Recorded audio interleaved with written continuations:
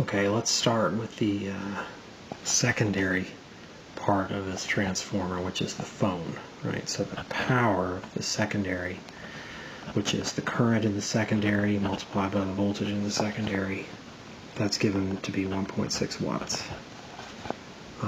So the voltage in the secondary is equal to that 1.6 watts divided by the current in the secondary, which is given to be 0.4. So that's 4 volts. Now, the transformer equation tells us that the voltage in the primary divided by the voltage in the secondary is equal to the number of turns in the primary divided by the number of turns in the secondary. Well, we're given that the primary voltage is 120. Now we've calculated that the secondary voltage is 4.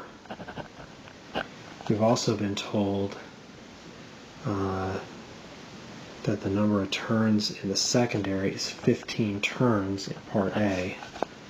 And so that lets us solve for the number of turns in the primary. That's 15 times 30, which is 450 turns.